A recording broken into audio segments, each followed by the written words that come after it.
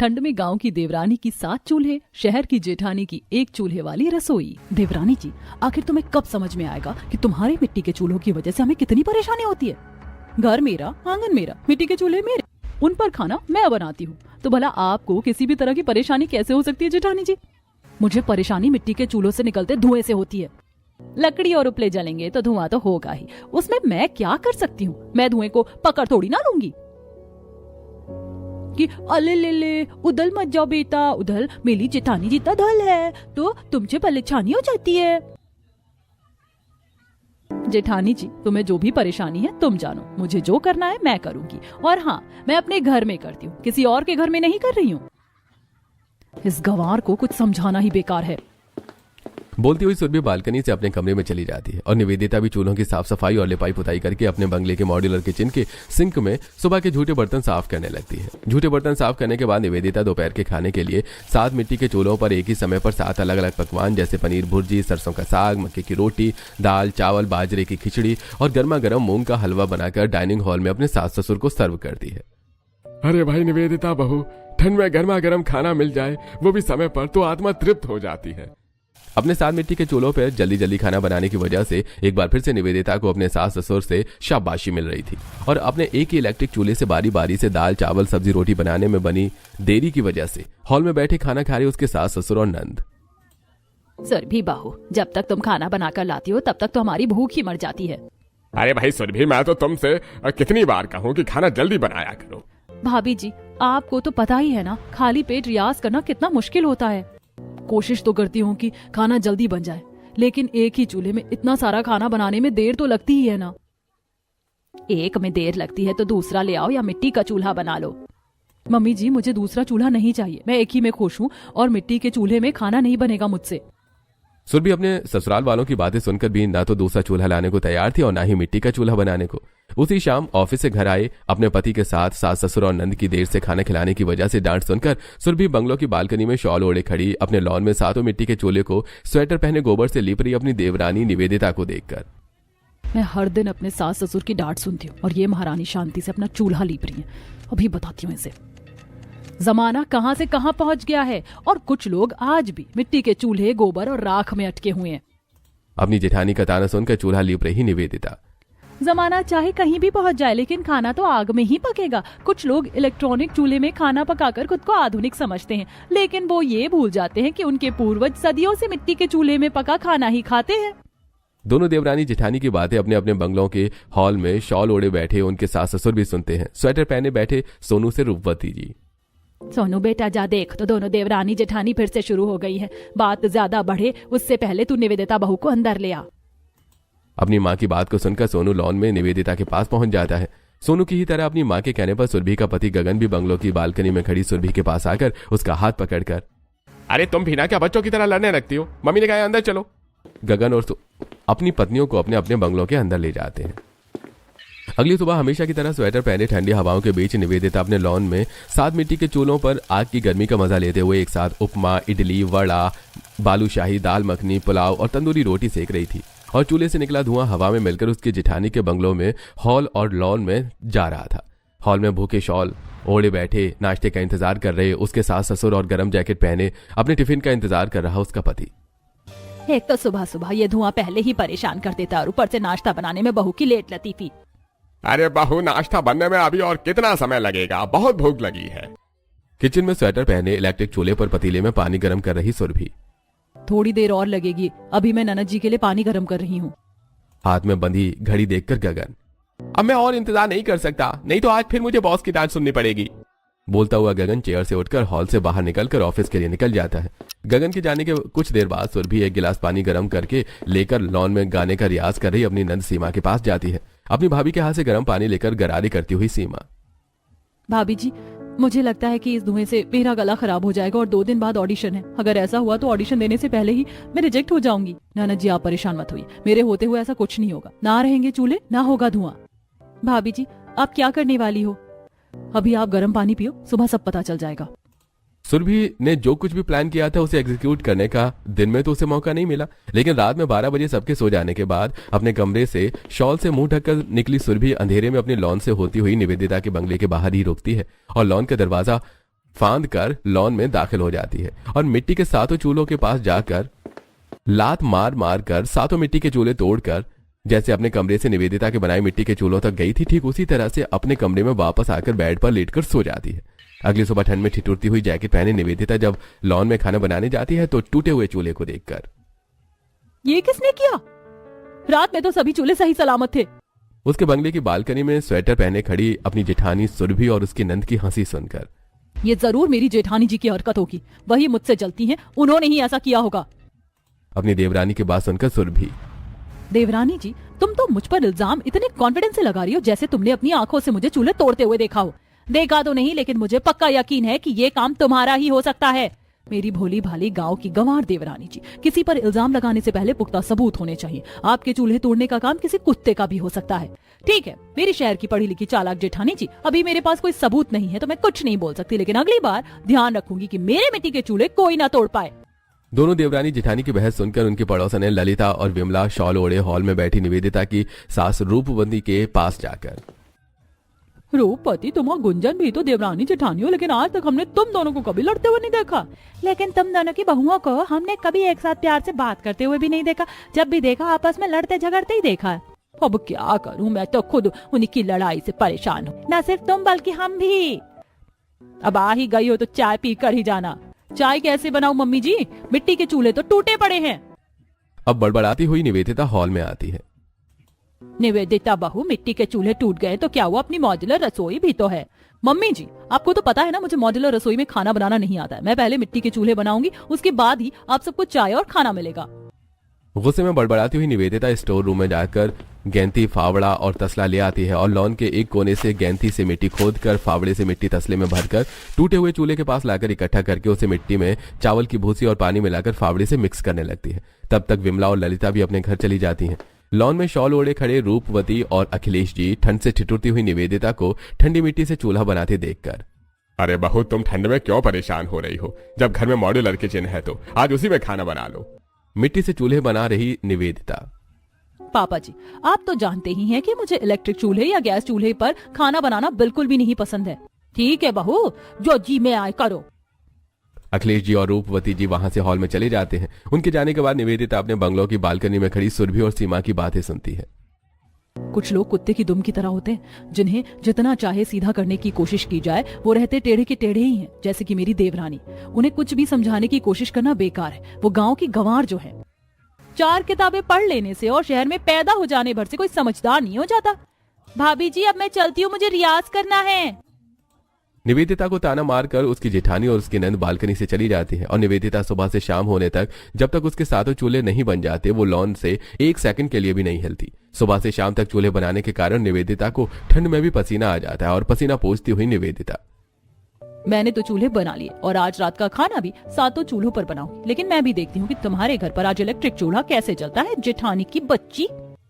पसीना पोंछती हुई और मिट्टी से सनी निवेदिता हॉल के अंदर जाती है तो सोफे पर बैठे उसके सास ससुर, बहू, तुम सुबह से चूल्हे बना रही हो, थक गई होगी, आज तुम आराम कर लो। दोपहर की तरह ही रात का खाना भी होटल से मंगवा लेते हैं।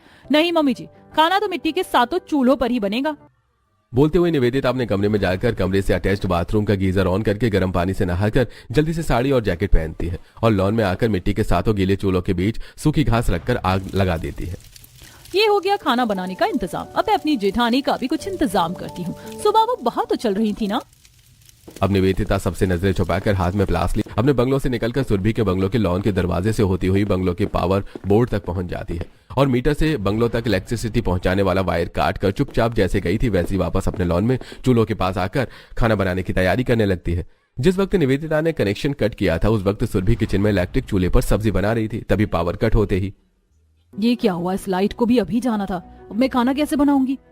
तभी खिड़की से आती हुई बल्ब की रोशनी देखकर, पड़ोस में तो लाइट है, फिर हमारे यहाँ लाइट कैसे नहीं है? कहीं ये किसी की साजिश तो नहीं है? सुरभि का शक अपनी देवरानी की तरफ था। वो जब तक हॉल में अपने पति सास ससुर के पास आती तब तक सीमा ने मोमबत्ती जलाकर उजाला कर दिया था। अरे एक तो वैसे भी इलेक्ट्रिक चूल्हे में खाना बनाने में बहू इतनी देर लगा देती है, ऊपर से ये लाइट भी न जाने कब तक आएगी। जब तक इलेक्ट्रिशियन नहीं आएगा तब तक लाइट भी नहीं आएगी पापा जी। तुम कहना क्या चाहती हो बहू? बालकनी में चलकर खुद ही देख लीजिए पापा जी। सुरभि सभी घर वालों को बालकनी में ले जाती है जहां वो लोग देखते हैं कि मोहल्ले के सभी घरों में जलती हुई लाइट है। अब आप सब लोग समझे, ये जरूर किसी की साजिश है, लाइट कट करके हमें परेशान करने और भूखा रखने की। ऐसा कौन कर सकता है भला? उनके बालकनी में आने से पहले ही सूखी घास में लगाई आग की गर्मी से गीले चूल्हे सूख चुके थे और निवेदिता उस समय उन पर बर्तन रखने की जद्दोजहद कर रही थी, क्योंकि वो चूल्हे पहले से बड़े बन गए थे, जिस वजह से पुरानी कढ़ाई और पतीले उन पर सही ढंग से टिक नहीं रहे थे। अपनी देवरानी की तरफ इशारा करके, ये काम मेरी देवरानी के अलावा कोई भी नहीं कर सकता। ये क्या सुरभि, तुम भी बिना किसी सबूत के ऐसे कैसे किसी पर भी इल्जाम लगा सकती हो? लेकिन मैं सच कह रही हूँ। तुम शांत हो जाओ, मैं इलेक्ट्रिशियन को कॉल कर देता हूँ, वो आकर लाइट में जो भी गड़बड़ी हुई है उसे ठीक कर देगा। जेठानी जी को बोलने दीजिए जेठ जी, बेचारी को बुरा लग रहा होगा। अभी तुम खूब उछल लो देवरानी जी, मैं भी देखती हूँ तुम कल सुबह मिट्टी के चूल्हे पर खाना कैसे बनाती हो। गगन के बुलाने पर कुछ ही देर में इलेक्ट्रिशियन आकर बंगलो की लाइट ठीक कर देता है, जिसके बाद सुरभि इलेक्ट्रिक चूल्हे में खाना बनाकर डाइनिंग हॉल में सभी लोगों को सर्व करके खुद भी खाकर अपने कमरे में जाकर बेड पर लेट जाती है। रात के 2 बजते ही सुरभि को जब यकीन हो जाता है कि निवेदिता सो गई होगी, जैसे वो पिछली बार निवेदिता के लॉन में गई थी, ठीक वैसे ही इस बार भी उसके लॉन में प्लास्टिक के सांप रखकर आती है और एक एक करके 7 चूल्हों के बीच नकली सांप रखकर जैसे गई थी वैसे ही अपने कमरे में आकर सो जाती है। अगली सुबह जब सुरभि गर्म कपड़े पहने अपने बंगलों की बालकनी में आती है तो देखती है कि प्लास्टिक के सांप हाथ में लपेटे चूल्हों के पास खड़ी अपनी देवरानी को। मुझे पता है जेठानी जी, पिछली बार की तरह ये हरकत भी तुमने की है, लेकिन खैर छोड़ो, मेरे पास सबूत नहीं है तो मैं क्या ही बोल सकती हूँ। शायद तुम्हें पता नहीं कि गांव में मैं असली सांप का जहर निकाल कर फेंक देती थी, फिर ये तो प्लास्टिक के हैं। प्लास्टिक के सांप फेंककर निवेदिता मिट्टी के 7 चूल्हों में आग जलाकर खाना बनाने की तैयारी करती है। निवेदिता ने मिट्टी के मजबूत लेकिन गलती से 7 बड़े चूल्हे तो बना लिए थे, लेकिन बड़े चूल्हों पर खाना पकाने के लिए बड़े बर्तन नहीं खरीदे थे। निवेदिता को चूल्हे पर बर्तन जमाने की जद्दोजहद करते देखकर सुरभि, बड़े चूल्हे बनाने से कुछ नहीं होता देवरानी जी, बड़ा दिमाग भी होना चाहिए। जोश जोश में बड़े चूल्हे तो बना लिए, लेकिन बड़े बर्तन लाना भूल गई। हाँ, आप मेरी फिक्र मत करो जेठानी जी, अपनी सोचो। अगर मैं बड़ा चूल्हा बना सकती हूँ तो बड़े बर्तन भी ला सकती हूँ। मैं अपनी क्या सोचूं देवरानी जी, मैं तो जैसे तैसे अपने 7 चूल्हों में आज खाना बना लूंगी, लेकिन मुझे परेशान देखकर मजा लेने के चक्कर में टाइम देखो क्या हो गया। और मुझे नहीं लगता कि आपने अब तक नाश्ता बनाने की तैयारी तो दूर की बात है, अपना इलेक्ट्रॉनिक चूल्हा ऑन भी किया होगा। मेरी देवरानी बात तो सही कह रही है, मैंने तो इस बारे में सोचा ही नहीं, और एक चूल्हे में खाना बनाने में टाइम भी बहुत लगता है। सोचती हुई सुरभि बालकनी से किचन में जाकर एक इलेक्ट्रिक चूल्हे पर कढ़ाई पनीर और रोटी बनाकर डाइनिंग हॉल में गर्म कपड़े बैठे काफी देर से नाश्ते का इंतजार कर रहे अपने घर वालों को सर्व करती है। बहू, मैं तो कहती हूँ तुम भी मेरी जेठानी की बहू की तरह मिट्टी के चूल्हे बना लो और उन्हीं पर खाना बनाया करो। अरे तुम्हारी सास बिल्कुल सही कह रही है बहू, कम से कम हमें गर्मा गर्म और जल्दी नाश्ता और खाना तो मिलेगा। हाँ सुरभि, जरा सोचो, अगर किसी दिन मेहमान आ गए तो तुम अपने एक चूल्हे में जल्दी खाना कैसे बना पाओगी? मेहमान जब आएंगे तब देखा जाएगा, लेकिन मैं अपनी गांव की गंवार देवरानी की तरह मिट्टी के चूल्हे पर खाना नहीं पकाने वाली। सुरभि को शायद नहीं पता था कि जिस बात के होने का डर सबसे ज्यादा होता है वही बात होती है। अपने घर वालों को खाना खिलाकर और खुद भी खाकर सुरभि अपने पति गगन के साथ रूम में जाकर रजाई ओढ़कर सो जाती है। और अगली सुबह सुरभि के ताया ताई कमला और विजेंद्र अपनी बेटी और दामाद के साथ उसके घर पहुंच जाते हैं। वो अकेले ही किचन में उन सब के लिए एक इलेक्ट्रिक चूल्हे पर जल्दी जल्दी कढ़ाई पनीर, शाही पुलाव, गाजर का हलवा, पूड़ी, डोसा और रोटी सेकने की तैयारी करती है। तभी हॉल में उन्हीं के साथ गर्म कपड़े बैठे उसके सास ससुर गुंजन और संतोष जी। सुरभि बहू, तुम्हें खाना बनाने में कितनी देर लगती है? मेहमान भूखे बैठे हैं। किचन में शाही पुलाव के लिए मटर छील रही सुरभि। मैं एक इलेक्ट्रिक चूल्हे पर खाना बना रही हूँ मम्मी जी, थोड़ा टाइम तो लगेगा ही। अपनी सास की बात सुनते ही सुरभि ने खाना बनाने की रफ्तार तेज कर दी। बड़े से भगोने में शाही पुलाव इलेक्ट्रिक चूल्हे में पकने को रखकर पनीर के स्लाइस काटने लगी। पनीर के स्लाइस काटने के बाद आटा गूंथकर सुरभि डोसा का बैटर तैयार करती है। ये सब वो जल्दी जल्दी कर रही थी। तब तक शाही पुलाव जल चुका था, भगोने से धुआं निकलता देखकर। ये क्या हो गया? सुरभि इलेक्ट्रिक चूल्हे से शाही पुलाव का बर्तन उठाकर दाल चावल बनाने की तैयारी करती है। दाल चावल ही बना देती हूँ, जल्दी बन जाएगा। सुरभि इलेक्ट्रिक चूल्हे में कढ़ाई रखकर शाही पनीर बनाते हुए जल्दी जल्दी दाल चावल, रोटी, पूड़ी, गाजर का हलवा और डोसा बनाने की भी तैयारी करती है। एक ही इलेक्ट्रिक चूल्हे पर खाना बना रही सुरभि इतना थक जाती है और परेशान होती है कि उसे चक्कर आ जाते हैं और वो बेहोश होकर किचन के फर्श पर गिर पड़ती है। सुरभि के हाल से बेखबर हॉल में बैठी उसकी ताई और सास। सुरभि बेटा, कितनी देर और लगेगी? हम सब खाने का इंतजार कर रहे हैं। कुछ देर बाद जब भी सुरभि का कोई जवाब नहीं आता तब उसकी सास गुंजन, सुरभि बहू किचन में क्या करने लगी? मैं अभी जाकर देखती हूँ। इतना कहकर गुंजन जी हॉल से किचन में जाती हैं और वहां जाकर देखती हैं कि इलेक्ट्रिक चूल्हे पर कढ़ाई में पक रहे जले हुए शाही पनीर का धुआं, पतीले से निकल रहे जले हुए शाही पुलाव का धुआं, अस्त व्यस्त किचन और फर्श पर बेहोश पड़ी सुरभि को देखकर, हे भगवान, बहू तो खाना जलाकर यहाँ बेहोश पड़ी, अब मैं क्या करूँ? भूखे मेहमानों को ये जला हुआ और कच्चा खाना तो नहीं खिला सकती। गुंजन जी के बंगलों के किचन से निकलता हुआ धुआं अपने कमरे की खिड़की के पास खड़ी स्वेटर पहन रही रूपवती जी देखती हैं और घबराई हुई भागकर गुंजन जी के किचन में जाती हैं और फर्श पर बेहोश पड़ी सुरभि और उसी के पास सिर पर हाथ रख के बैठी अपनी जेठानी गुंजन जी से। क्या हुआ जेठानी जी, सब ठीक तो है ना? घर में आए हुए मेहमानों और जले हुए अधपके खाने के बारे में बताकर गुंजन जी। घर में मेहमान आए, उनके लिए खाना बनाते हुए मेरी बहू का ये हाल हो गया। खाना भी नहीं बना, अब मैं क्या करूं? मेरी तो नाक कट जाएगी। आप चिंता मत करो जेठानी जी, मेरे होते हुए ऐसा नहीं हो सकता। हम दोनों देवरानी जेठानी भले अलग अलग रहती, लेकिन है तो एक ही परिवार। आपकी बेइज्जती मतलब परिवार की बेइज्जती, मतलब मेरी भी बेइज्जती। तुम क्या करोगी देवरानी जी? अब मेरी बहू के साथ मिट्टी के चूल्हे हमारी इज्जत बचाएंगे। चलो मेरे साथ। अपनी जेठानी को अपने साथ लेकर रूपवती जी अपने बंगलों के लॉन में 7 बड़े बड़े चूल्हों के अंदर रखी लकड़ियों में शॉल ओढ़े आग लगा रही थी। अपनी बहू निवेदिता के पास पहुंचती है। निवेदिता से गुंजन जी के किचन और सुरभि का हाल बताकर रूपवती जी। देखो निवेदिता बहू, लड़ाई झगड़ा तो हर घर और परिवार में होता है और हमेशा चलता रहता है। तुम दोनों देवरानी जेठानी हो, थोड़ा बहुत मनमुटाव हर देवरानी जेठानी में होता है, लेकिन परेशानी की घड़ी में थोड़ी देर के लिए मनमुटाव भूलकर एक हो जाना चाहिए। सासू माँ, आप कहना क्या चाहती हैं? निवेदिता के आगे हाथ जोड़कर गुंजन जी। निवेदिता बहू, आज मेरे घर में मेहमान भूखे चले गए तो मेरी बहुत बेइज्जती हो जाएगी। मेरी इज्जत अब तुम्हारे हाथों में है। गुंजन जी के हाथ पकड़कर। ये आप क्या कर रही हैं बड़ी सासू माँ? आपकी छोटी बहू के होते हुए ऐसा कभी नहीं हो सकता। और भला मैं जिंदगी भर अपनी जेठानी को ताना मारने का मौका हाथ से कैसे जाने दे सकती हूँ? निवेदिता सातों मिट्टी के चूल्हे में पहले से ही खाना बनाने की तैयारी कर चुकी थी। वो फटाफट सातों चूल्हों में बड़े बड़े भगोने, कढ़ाई और कुकर चढ़ाकर दाल, चावल, आलू, मटर, टमाटर, बैंगन, गोभी और तुरई की मिक्स वेज सब्जी और बटर पनीर चढ़ाकर पकौड़े तलने लगती है। तब तक रूपवती और गुंजन जी आटा गूंथ लेती हैं। रूपवती जी पूड़ियां बेलती जाती हैं और निवेदिता सेकती जाती है। देखा बड़ी सासू माँ, मेरे साथ मिट्टी के चूल्हों में कितनी जल्दी खाना बनता है। हाँ बहू, देखा और महसूस भी किया। पूड़ियां बेलती हुई रूपवती जी। क्या महसूस किया जेठानी जी? ठंड में मिट्टी के चूल्हे में जलती आग की गर्माहट का सुकून। देखते ही देखते सातों मिट्टी के चूल्हों में 7 तरह के पकवान बनकर तैयार हो जाते हैं। वो तीनों मिलकर जल्दी से गुंजन जी के बंगलों में खाना ले जाकर हॉल में बैठे मेहमानों को सर्व करती हैं, ये सोचकर कि मिट्टी के चूल्हे में खाना सुरभि ने बनाया है खाना खाकर। अरे भाई वाह, खाने की सौंधी महक से ही पता चल रहा है कि सुरभि ने खाना मिट्टी के चूल्हे में बनाया है। गुड़िया, अब से तुम भी अपनी दीदी की तरह कभी कभी मिट्टी के चूल्हे में खाना बनाया करना। मिट्टी के चूल्हे में बनी पूड़ियां इतनी नरम और मुलायम थी कि मैं तो 2 पूड़ियां ज्यादा ही खा गया। इस बात से अनजान कि उसके बेहोश होने के बाद क्या क्या हुआ, होश में आती सुरभि अपना सिर पकड़े हॉल में आती है। सुरभि को देखकर पर्स से 500 का नोट निकालकर देते हुए कमला जी। इतना अच्छा खाना बनाकर कहाँ गायब हो गई थी सुरभि बेटा? ये ले, अच्छा खाना बनाने का शगुन। हाथ जोड़कर विजेंद्र जी। अच्छा समधन जी, समधी जी, अब हम चलते हैं, हमारी ट्रेन का टाइम हो रहा है।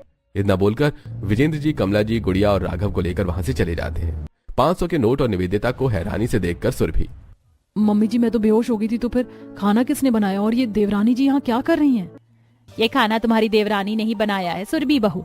अगर आज ये यहाँ ना होती तो इस घर के साथ साथ तुम्हारी भी बेइज्जती हो जाती। मेरी देवरानी के यहाँ होने से, मेरी बेइज्जती होने से कैसे बच गई? मैं कुछ समझी नहीं मम्मी जी। बहू, तुम्हारे बेहोश होने के बाद इसी ने अपने साथ मिट्टी के चूल्हों में खाना बनाकर सभी मेहमानों को खिलाया और उनसे ये नहीं बताया कि खाना इसने बनाया है। अच्छा, तभी वो मेरी ताई जी समझ रही थी कि खाना मैंने बनाया है और मुझे शगुन भी दिया। अपनी सास की बात सुनकर और समझकर सुरभि को अपनी गलती का एहसास होता है और वो अपनी देवरानी के पास जाकर। गांव की होने की वजह से मैंने हमेशा आपका और आपके साथ मिट्टी के चूल्हों का मजाक उड़ाया और आज आपने ही मेरी मदद की। मुझे माफ कर दो देवरानी जी, आज के बाद मैं कभी ऐसा नहीं करूंगी। मैं भी आपको शहरी और घमंडी समझकर हमेशा नीचा दिखाने की कोशिश करती रहती थी जेठानी जी, आप भी मुझे माफ कर दो। शहर की जेठानी सुरभि अपनी गांव की देवरानी निवेदिता को गले से लगा लेती है। इस तरह दोनों देवरानी जेठानी के गिले शिकवे दूर हो जाते हैं। सच ही कहा है कहने वालों ने, परिवार कितना एकजुट है ये मुसीबत पड़ने पर ही पता चलता है। भले ही दोनों देवरानी जेठानी के आपस में नहीं बनती थी, लेकिन अंत में पता चला कि दिल से दोनों एक ही हैं।